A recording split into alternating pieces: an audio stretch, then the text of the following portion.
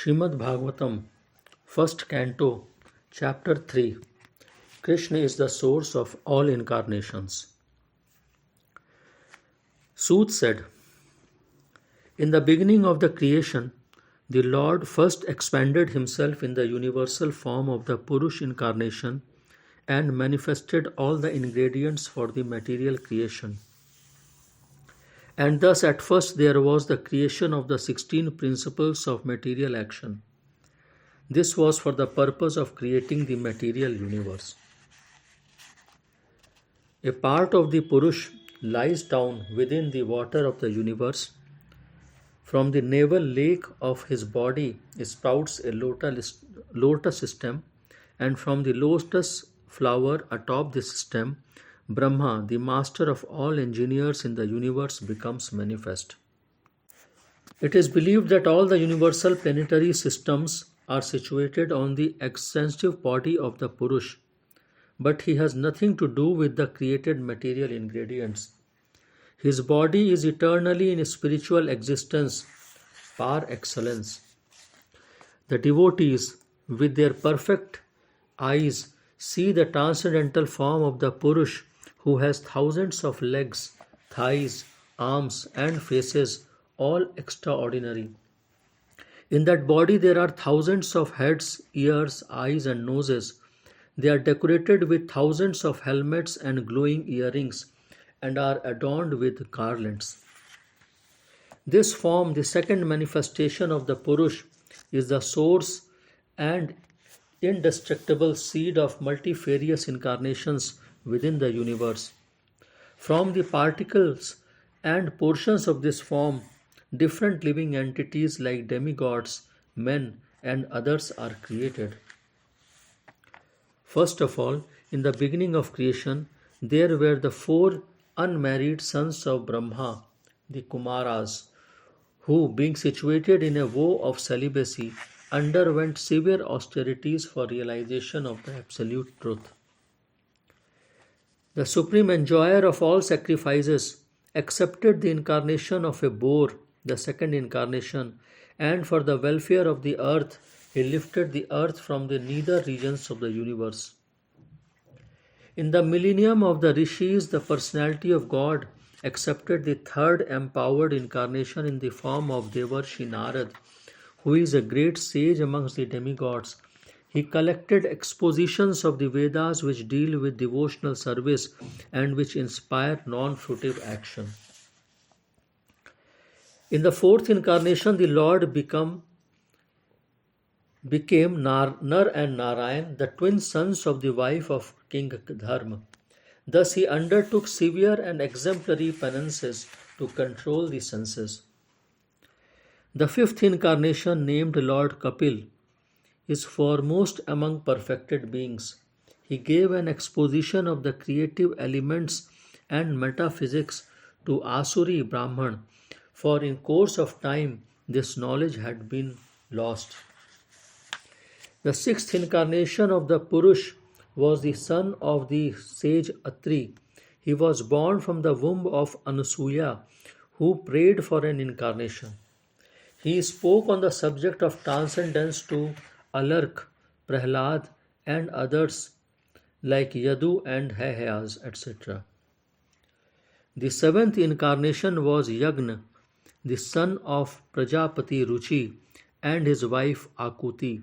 He controlled the period between the change of the Swayambhu Manu and was assisted by demigods such as his son Yam. The eighth incarnation was King Rishabh, son of King Nabhi, and his wife Meru Devi. In this incarnation, the Lord showed the path of perfection, which is followed by those who have fully controlled their senses and who are honored by all orders of life. O Brahmans, in the ninth incarnation, the Lord prayed for by sages accepted the body of King Prithu, who cultivated the land to yield various produces, and for that reason the earth was beautiful and attractive. When there was a complete inundation after the period of the Chakshus Manu, and the whole world was deep within water, the Lord accepted the form of a fish and protected Vavaswat Manu, keeping him up on a boat. The 11th incarnation of the Lord took the form of a tortoise whose shell served as a pivot for the Mandarachal hill, which was being used as a churning rod by the theists and the atheists of the universe. In the 12th incarnation, the Lord appeared as Dhanvantari, and in the 13th, he allured the theists by the charming beauty of a woman and gave nectar to the demigods to drink. In the 14th incarnation, the Lord appeared as Narsingh and bifurcated the strong body of the atheist Hiranyakashipu with his nails, just as a carpenter pierces cane. In the 15th incarnation, the Lord assumed the form of a dwarf Brahman, that is Vaman, and visited the arena of sacrifice arranged by Maharaj Bali. Although at heart he was willing to regain the kingdom of the three planetary systems, he simply asked for a donation of 3 steps of land.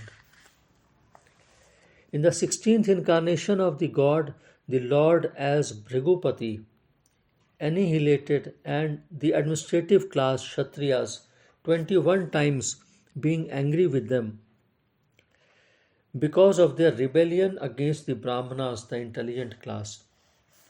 Thereafter, in the 17th incarnation of God, Sri Vyasdev appeared in the womb of Satyavati through Parashar Muni, and he divided the one Ved into several branches and sub-branches, seeing that the people in general were less intelligent. In the 18th incarnation, the Lord appeared as King Ram in order to perform some pleasing work for the demigods. He exhibited superhuman powers by controlling the Indian Ocean and then killing the atheist King Ravan, who was on the other side of the sea. In the 19th and 20th incarnation, the Lord advented himself as Lord Balram and Lord Krishna in the family of Vrishni, that is Yadu dynasty, and by so doing he removed the burden of the world. Then, in the beginning of the Kali Yuga, the Lord will appear as Lord Buddha, the son of Anjana, in the province of Gaya, just for the purpose of deluding those who are envious of the faithful theists. Thereafter, at the conjunction of 2 yugs, the Lord of the creation will take his birth as the Kalki incarnation and become the son of Vishnu Yasha. At this time, the rulers of the earth will have degenerated into plunderers. O Brahman, the incarnation of the Lord are innumerable like rivulets flowing from inexhaustible sources of water. All the rishis, Manus, demigods, and descendants of Manu who are especially powerful are plenary portions or portions of the plenary portions of the Lord. This also includes the Prajapatis. All of the above mentioned incarnations are either plenary portions or portions of the plenary portions of the Lord, but Lord Shri Krishna is the original personality of God. All of them appear on planets whenever there is a disturbance created by the atheists. The Lord incarnates to protect the theists. Whoever carefully recites the mysterious appearances of the Lord with devotion in the morning and in the evening gets relief from all miseries of life. The conception of the Virat universal form of the Lord as appearing in the material world is imaginary. It is to enable the less intelligent and neophytes to adjust to the idea of the Lord's having form, but factually the Lord has no material form. Clouds and dust are carried by the air, but less intelligent persons say that the sky is cloudy and the air is dirty. Similarly, they also implant material bodily conceptions on the spirit soul. Beyond this gross conception of form is another subtle conception of form which is without formal shape and is unseen, unheard, and unmanifest. The living being has his form beyond this subtlety, otherwise, he could not have repeated births. Whenever a person experiences by self realization that both the gross and subtle bodies have nothing to do with the pure self, at that time he sees himself as well as the Lord. If the illusory energy subsides and the living entity becomes fully enriched with knowledge by the grace of the Lord, then he becomes at once enlightened with self realization and thus becomes situated in his own glory. Thus, learned men describe the births and activities of the unborn and inactive, which is undiscoverable even in the Vedic literatures. He is the Lord of the heart. The Lord, whose activities are always spotless, is the master of the six senses and is fully omnipotent with six opulences. He creates the manifested universes, maintains them, and annihilates them without being in the least affected. He is within every living being and is always independent. The foolish with a poor fund of knowledge cannot know the transcendental nature of the forms, names, and activities of the Lord, who is playing like an actor in a drama. Nor can they express such things neither in their speculation nor in their words. Only those who render unreserved, uninterrupted, favorable service unto the lotus feet of Lord Krishna, who carries the wheel of the chariot in his hand, can know the Creator of the universe in his full glory, power, and transcendence. Only by making such inquiries in this world can one become successful and perfectly cognizant, for such inquiries invoke transcendental, ecstatic love unto the personality of God, who is the proprietor of all universes, the guarantee cent% immunity from the dreadful repetition of birth and death. This Shrimad Bhagvatam is the literary incarnation of God, and it is compiled by Srila Vyasadeva, the incarnation of God. It is meant for the ultimate good of all people, and it is all successful, all blissful, and all perfect. Sri Vyasadeva delivered it to his son, who is the most respected among the self-realized. After extracting the cream of all Vedic literatures and histories of the universe, Shukdev Goswami, the son of Vyasadeva, in his turn delivered the Bhagavatam to the great emperor Parikshit, who sat surrounded by sages on the banks of the river Ganges, awaiting death without taking food or drink. This Bhagavad Puran is as brilliant as the sun, and it has arisen just after the departure of Lord Krishna to his own abode, accompanied by religious knowledge, religion, etc.